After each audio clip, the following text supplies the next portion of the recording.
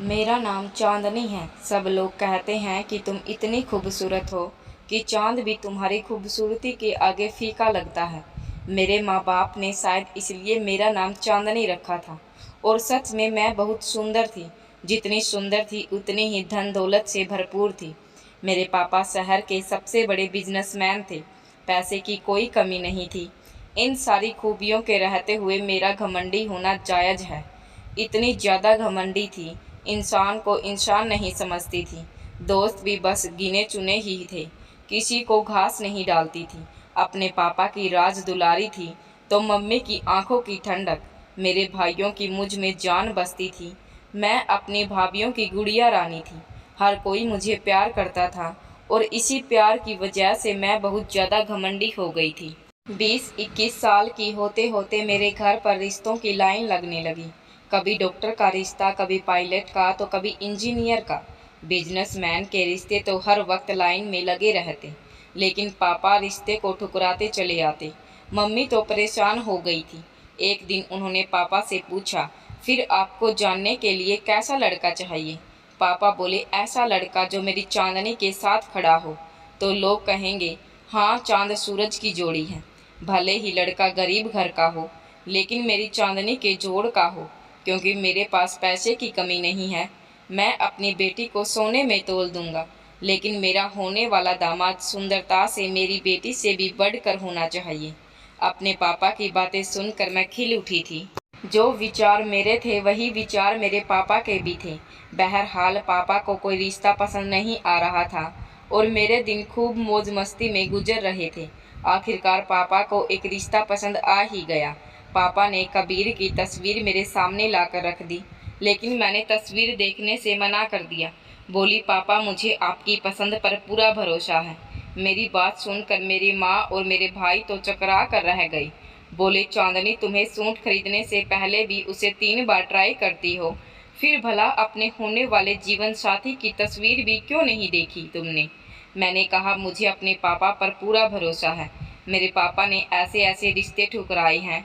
अगर वह रिश्ते हो जाते तो पापा को बिजनेस में फ़ायदा ही फ़ायदा होता, लेकिन फिर भी पापा ने इन रिश्तों को ठुकरा दिया।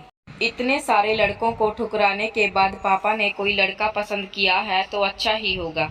मेरी बात सुनकर पापा का सिर गर्व से ऊंचा हो गया। चांदनी बेटा, लड़का हमारे जोड़ का नहीं है, लेकिन जब वह तुम्हारे साथ खड़ा होगा तो लोग तुम्हें चांद सूरज की जोड़ी कहेंगे। सुख सुविधा के सामान से मैं अपनी बेटी का घर भर दूंगा और इस तरह लड़के वाले भी मेरी बेटी से दब कर रहेंगे। मेरे पापा ठीक कह रहे थे। अगर मेरे पापा मेरी शादी अपने जैसे किसी अमीर खानदान में कर देते तो वह लोग कहाँ मेरे नखरे उठा पाते। घर में मेरी शादी की तैयारियां होने लगी। मेरे पापा ने शादी के लिए खजानों के मुँह खोल दिए थे और मैं एक दिन दुल्हन बनकर कबीर के घर आ गई। कबीर बहुत ही स्मार्ट लड़का था। शादी में जिसने भी देखा तारीफ की। मुझे अपने पापा की पसंद पर जी भर के प्यार आया। बारात उसी घर में आई थी जो घर मेरे पापा ने मेरे नाम कर दिया था। उसी घर को हमारे रहने के लिए सेट कर दिया गया था। मैं सुहाग की सेज पर बैठी कबीर का इंतजार कर रही थी। कभी अंदर आया और मेरे दिल की धड़कन बढ़ गई। वह मेरे करीब बैठ गया। कुछ देर मुझे देखता रहा और बोला, चांदनी, मैं तुम्हें पाकर बहुत खुश हूँ। फिर उसने मेरा घूंघट उलट दिया। उसने मेरा घूंघट हटाया ही था कि तभी उसके चेहरे के एक्सप्रेशन बदलने लगे। ऐसा लगा जैसे वह बहुत ज़्यादा तकलीफ में है। वह एकदम से बेड पर गिर गया। कबीर की यह हालत देखकर मैं बहुत ज़्यादा डर गई और डर की वजह से चीखने लगी। मेरी चीखें सुनकर मेरी सास भागते हुई अंदर कमरे में आई। कबीर की हालत देखकर मेरी सास बहुत ज़्यादा डर गई। पापा की दी हुई कार से कबीर को हॉस्पिटल ले जाया गया। कबीर ने डॉक्टर का चेकअप किया और ऐसी खबर सुना कि हम सबके सिर पर आसमान गिर पड़ा। डॉक्टर ने कहा कि मरीज को गुजरे तो 15 मिनट हो चुके हैं।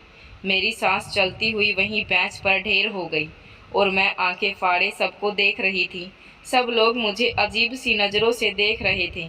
किसी औरत की आवाज़ मेरे कान में पड़ी तो मैं सकते में आ गई। वह औरत कह रही थी, हाय, वह देखो मनहूस दुल्हन सुहाग के जोड़े में ही अपने सुहाग को खा गई।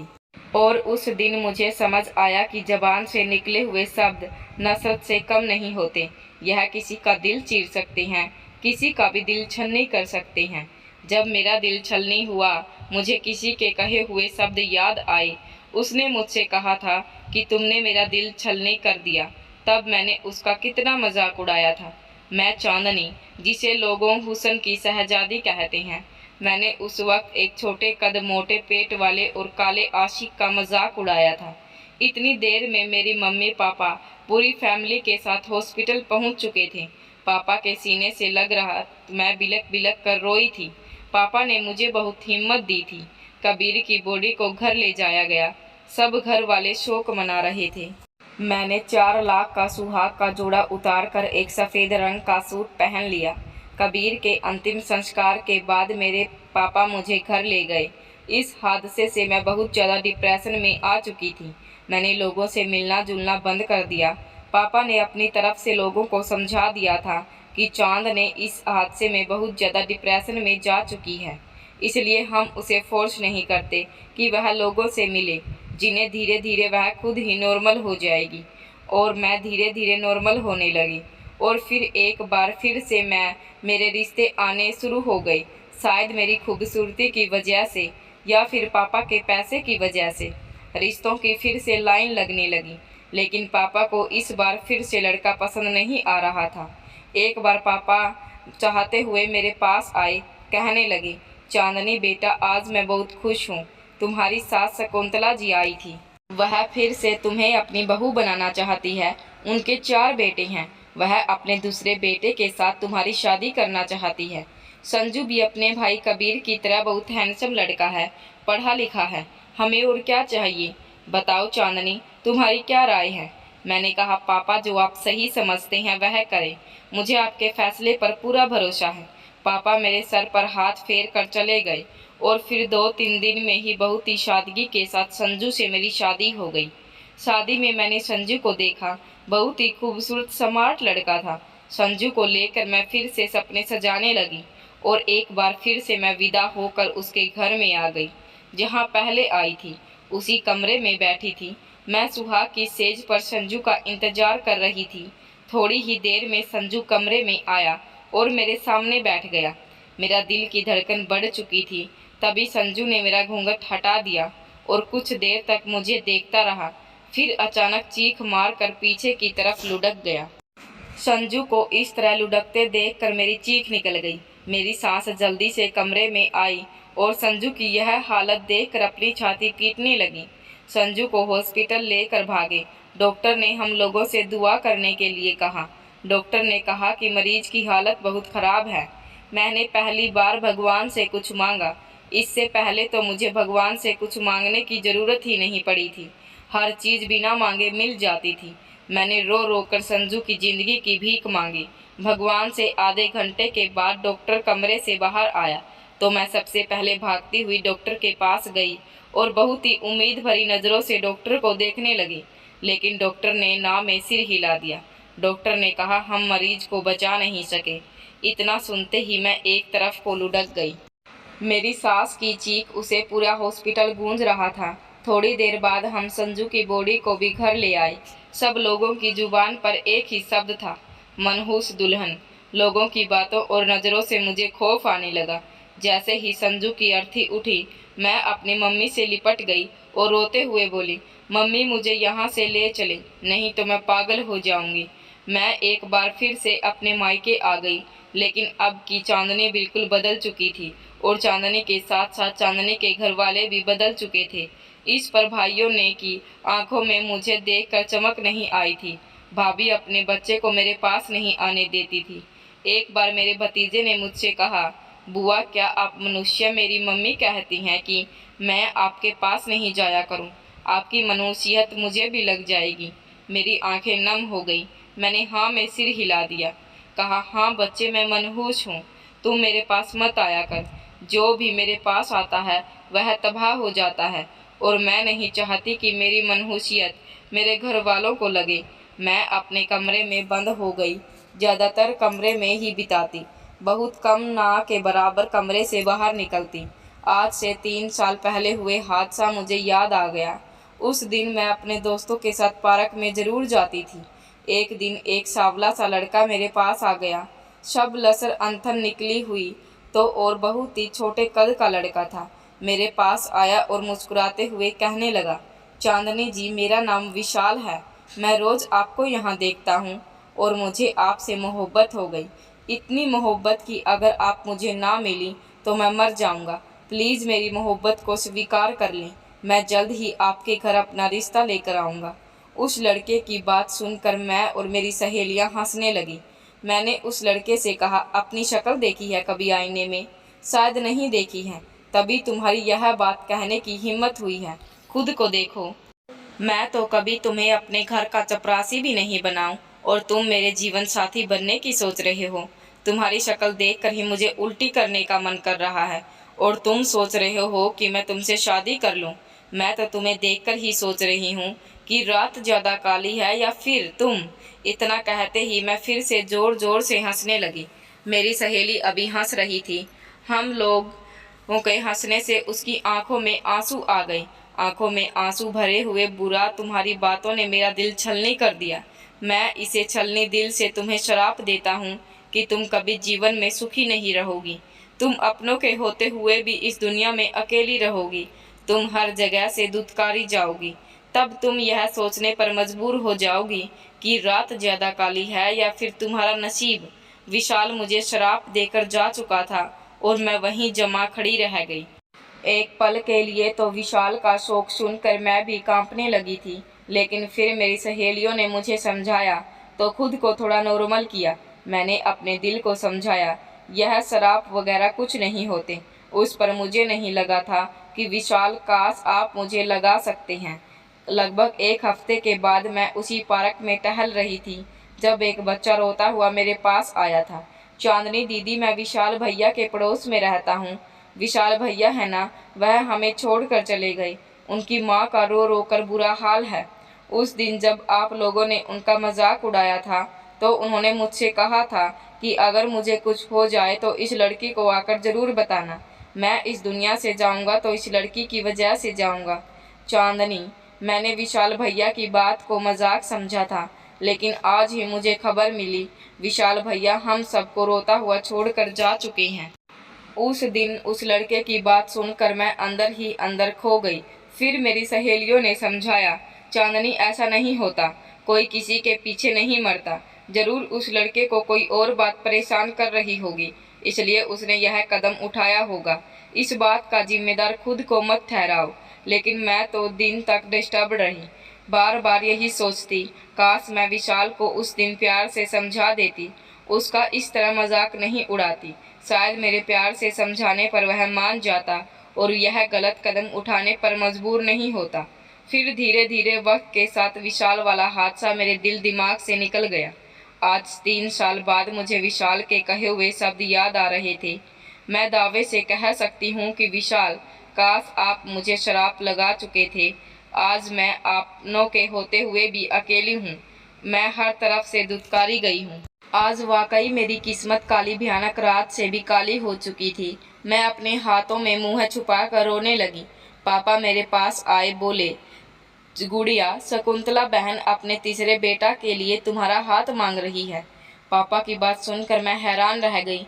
मैं जोर जोर से नहीं में सिर हिलाने लगी। मैंने कहा, पापा, अब मैं शादी का नाम भी नहीं लेना चाहती। शादी करना तो दूर की बात है। मेरी बात सुनकर पापा की आंखों में आंसू आ गई।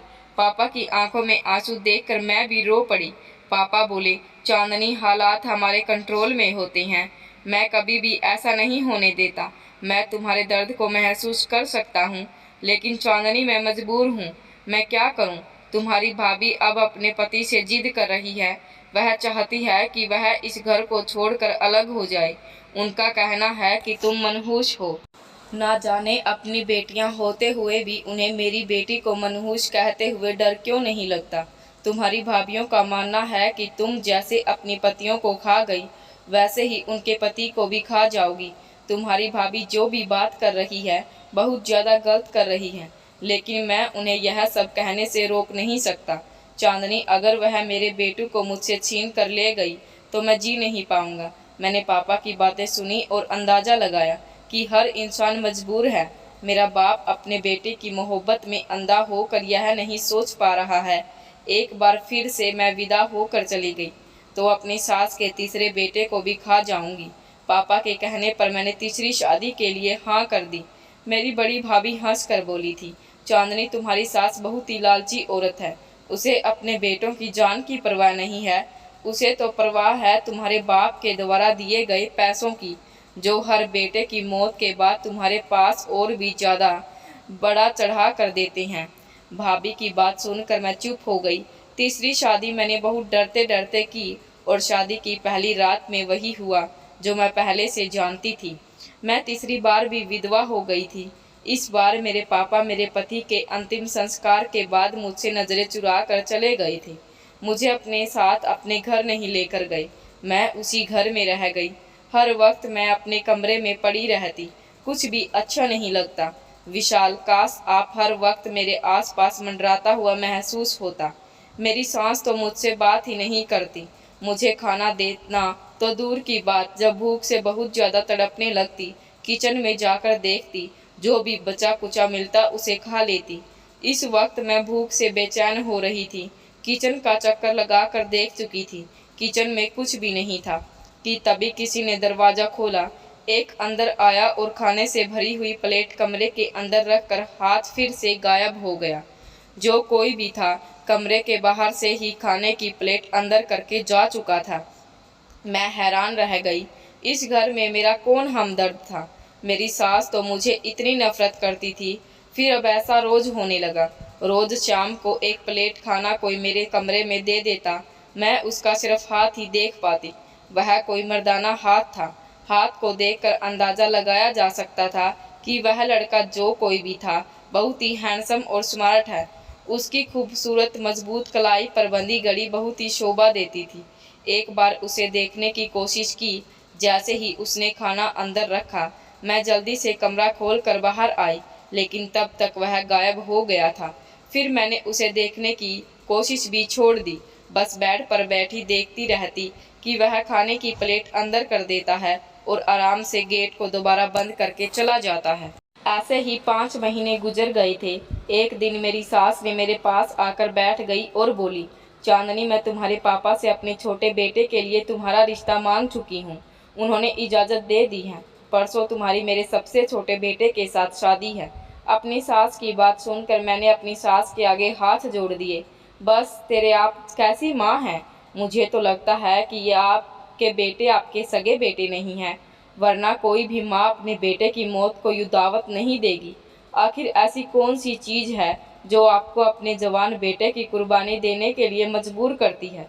यह पैसा, दौलत, गाड़ी, बंगला? ठीक है, मैं सुबह ही वकील को बुलाकर यह सब कुछ आपके नाम कर दूंगी, मगर अपने बेटे की जान मुझसे बचा ले। मुझे तो किसी का शौक लगा है। मेरा सुहाग कभी भी सलामत नहीं रहेगा। मेरी सास मुझे घूरते हुए बोली, कितनी बद्दुआ लगी है तुम्हें। मैं कुछ बोल ही नहीं पाई। मेरी सास की आंखों में शैतानी चमक दिखाई दे रही थी। मेरी बड़ी भाभी की बात मुझे सच लगी थी। मेरी सास एक लालची औरत थी। भला ऐसे कैसे हो सकता था?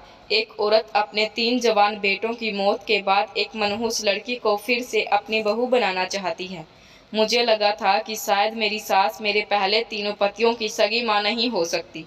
फिर उसे क्या फ़र्क पड़ता है कि कोई मरे या जिए? उसे तो बस बेशुमार पैसों की मतलब था, जो हर बार मेरे पापा मेरी शादी में देते थे। लेकिन मैं अपनी सास की तरह पत्थर दिल नहीं हो सकती थी। मैंने शादी के लिए हाँ कर दिया, लेकिन मैंने सोच लिया था कि मैं उस लड़की की जान बचा कर रहूँगी। मैं इस लड़के को कभी भी अपना चेहरा नहीं दिखाऊंगी और ना ही उसके सामने आऊँगी। शादी का दिन आ गया। पंडित जी ने मंत्र बोले और हमारी शादी संपन्न हुई। मुझे कमरे में ले जाकर बैठा दिया गया। मैं आज चौथी बार सेज पर बैठी थी।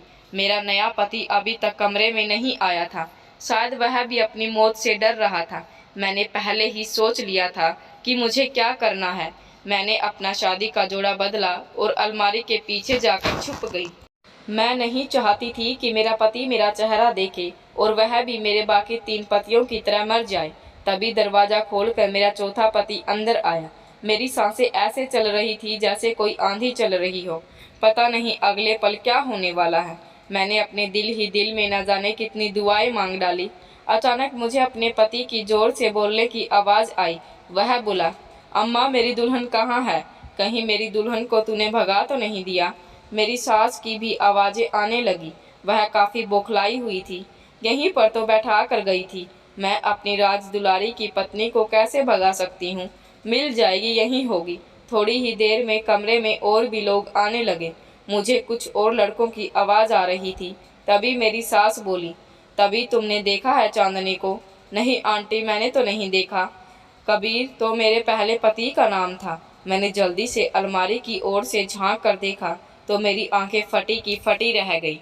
मेरे तीनों पति जो मर चुके थे वह सही सलामत मेरे सामने खड़े थे।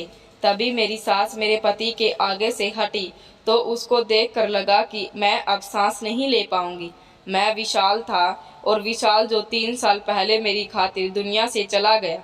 मुझे तो ऐसा लग रहा था कि जैसे मैं शमशान घाट में पहुंच गई हूं, जहां पर सारे मुर्दे जिंदा कर दिए गए थे। मैटर से कांपने लगी। विशाल के चेहरे को देखकर वह मुझे कोई पागल दीवाना लग रहा था। उसकी बातों में बहुत ज़्यादा डर महसूस हो रहा था। वह बोला, अम्मा एक बार वह चिड़िया मेरे हाथ लग जाए, उसके पर काटकर उसको हमेशा के लिए इस घर में कैद कर दूंगा। उसका है ही कौन? खूनी रिश्ते तो उसको अछूत समझने लगे हैं। अब वह सारी जिंदगी मेरी गुलाम बनकर रहेगी। मुझे ठुकराया था ना उसने, अब मैं उसको बताऊंगा ठुकराए जाने का दर्द क्या होता है। उसे इतना तड़पाओ कि वह रो रो कर मुझे दया की भीख मांगे। वह बोलते बोलते विशाल का सांवला चेहरा और भी ज्यादा काला भयानक हो गया। उसके चेहरे से शैतानियां टपक रही थी। विशाल की भयानक हंसी पूरे कमरे में गूंज रही थी और मैं डर से थर थर कांप रही थी। मेरी सास ने कहा, कभी तुम कमरे में देखो, हम सब तक बाहर देखते हैं, जरूर वह कहीं यहीं कहीं होगा। इतना कहकर मेरे साथ सबको अपने साथ लेकर चली गई।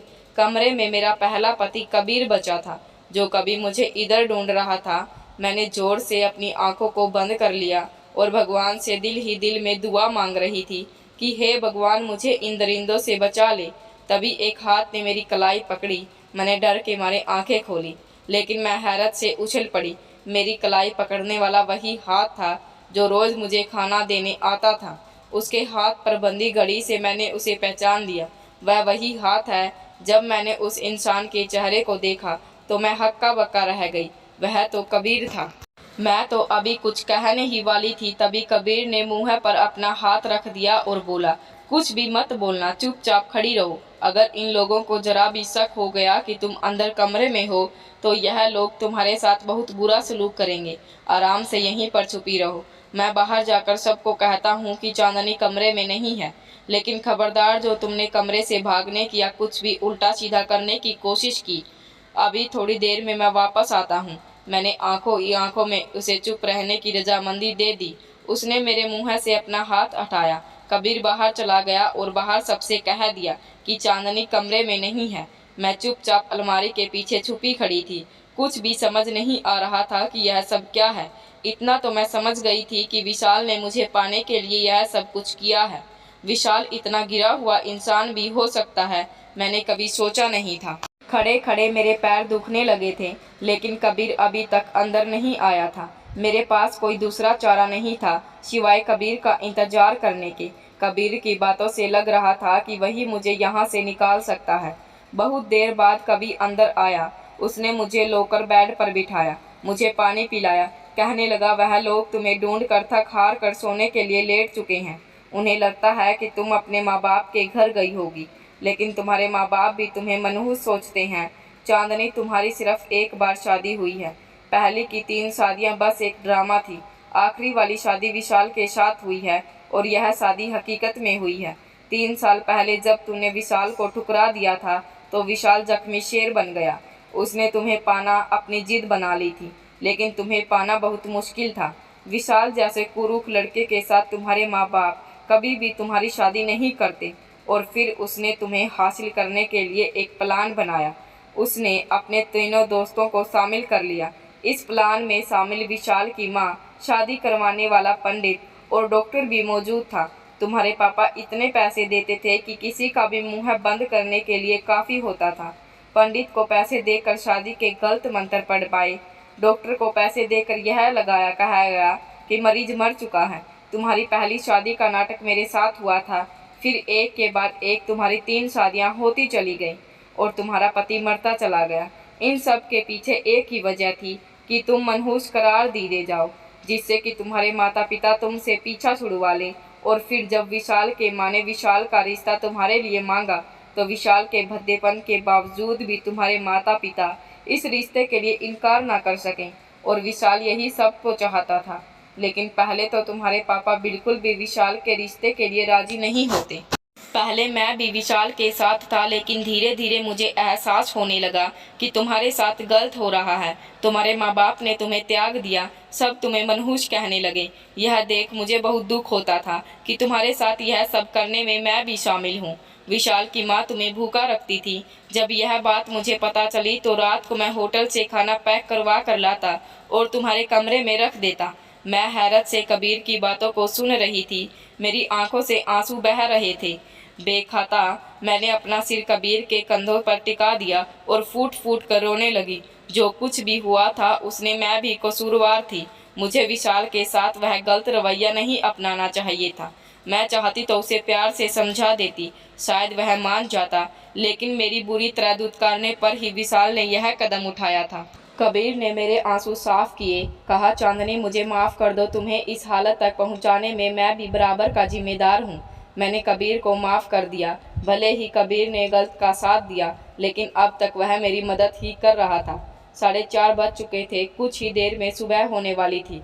कबीर ने मेरा हाथ पकड़ा और कहा, हमें इसी वक्त यहाँ से निकलना होगा। अगर विशाल ने तुमको पा लिया तो वह हमेशा हमेशा के लिए तुम्हें इस घर में कैद कर लेगा। कबीर की बात सुनकर मैं जल्दी से उठ खड़ी हुई और हम दोनों बाहर आ गए। पूरे घर में सन्नाटा था, सब लोग अभी तक सो रहे थे और मैं कभी जल्दी से मेन गेट पर गई। कबीर मुझे घर के गेट पर छोड़कर चला गया। मैं अंदर गई। सब लोग मुझे इस समय देखकर हैरान थे, लेकिन फिर मैंने पापा को सारी सूरतें हाल बताए। मेरी बात सुनकर पापा को बहुत गुस्सा आ गया। सब ने मुझे बारी बारी से रोते हुए गले लगाया। मेरी भाभीियों ने भी मुझसे माफ़ी मांगी। सुबह होते ही पापा पुलिस के पास गए और पुलिस को लेकर विशाल के पास पहुंच गई। फिर विशाल को और उसकी मां को गिरफ्तार कर लिया गया। कबीर ने इस पूरी घटना की गवाही दी। जो लोग भी इस साजिश में शामिल थे सबको गिरफ्तार किया गया। कबीर को भी पुलिस ने गिरफ्तार किया था, लेकिन कबीर ने पुलिस का साथ दिया और मुझे भी उन लोगों से बचाया, इसलिए कबीर को पुलिस ने जल्दी ही छोड़ दिया। मेरे पापा ने विशाल से मुझे तलाक दिलवा दिया। अब मैं अपने माँ बाप के घर में हूँ। सब लोग मुझसे पहले की तरह ही प्यार करते हैं, लेकिन मेरे अंदर एक बहुत बड़ा बदलाव आ गया। मैं अब बहुत खामोश रहती हूँ, बहुत कम बोलती हूँ। इस घटना को 1 महीना बीत गया। मेरे पापा मेरे पास आए और कहने लगे, चांदनी बेटा तुम्हारे लिए रिश्ता है। मैं गुस्से से फट पड़ी थी। नहीं करनी मुझे शादी। विश्वास उठ गया है मेरा शादी नाम से। मेरी बात सुनकर मेरे पापा सामने हाथ जोड़कर बैठ गए। चांदनी हम सब शर्मिंदा हैं। तेरी इस हालत के कहीं ना कहीं हम भी जिम्मेदार हैं, लेकिन जो हमने गलती की है उसे सुधारने का मौका तो दे दो। लड़के की माँ रिश्ता लेकर आई है। लड़का पढ़ा लिखा और समझदार है। लड़की की माँ का कहना है कि मेरा बेटा सबसे पहले आपकी बेटी से मिलना चाहता है, उसके बाद ही इस रिश्ते को आगे बढ़ाना चाहता है। चांदनी अब तक हमने लड़के को नहीं देखा है। अगर तेरी हाँ है तभी मैं उस लड़के से मिलना चाहूँगा। पापा से जुड़े हुए हाथ और आंखों में आंसू देखकर मैंने हथियार डाल दिए। अगले ही दिन लड़का मुझसे मिलने आ चुका था। मैं अपने कमरे में थी जब वह दरवाज़ा खोलकर वह अंदर कमरे में आ गया, लेकिन उस लड़के को देखते ही मुझे अपनी आंखों पर विश्वास नहीं आया। वह लड़का तो कबीर था। कबीर, तुम क्या वही लड़के हो जो मुझसे शादी करना चाहते हो? हाँ चांदनी, मैं तुमसे शादी करना चाहता हूँ। प्यार कर बैठा हूँ तुमसे। अब तुम्हारे बगैर जीने से भी डर लगता है, लेकिन एक बार मैं तुम्हारी सहमति लेना चाहता हूँ। तुम्हारी हाँ के बिना मैं यह शादी नहीं करूँगा। हमेशा के लिए तुम्हारा प्यार अपने सीने में दफन कर लूँगा। अब बोलो चांदनी, क्या तुम मुझे शादी करने के लिए तैयार हो? कबीर की बात सुनकर मेरी आंखों में आंसू आ गए। अब तक कभी नहीं जितना मेरा साथ दिया था, उसे यह तो साफ जाहिर था कि कबीर एक अच्छा इंसान है। मैंने अपनी आंखों से आंसू साफ किए और खुशी खुशी हाँ में सिर हिला दिया। मेरी हाँ सुनते ही कबीर खुशी से पागल हो गया और अचानक उसने मुझे किस कर अपने सीने से लगा लिया। कबीर के चौड़े सीने से लगकर मुझे जो सुकून मिला, उस सुकून के लिए तो मैं कब से तरस रही थी। जी चाहा कि समय रुक जाए और मैं कबीर के सीने से लगी खड़ी रहूं। मेरी जिंदगी से गम के बादल छंट गए थे और बस अब खुशियों की धूप चमक रही थी। दोस्तों, उम्मीद करती हूँ कि आपको यह कहानी पसंद आई होगी।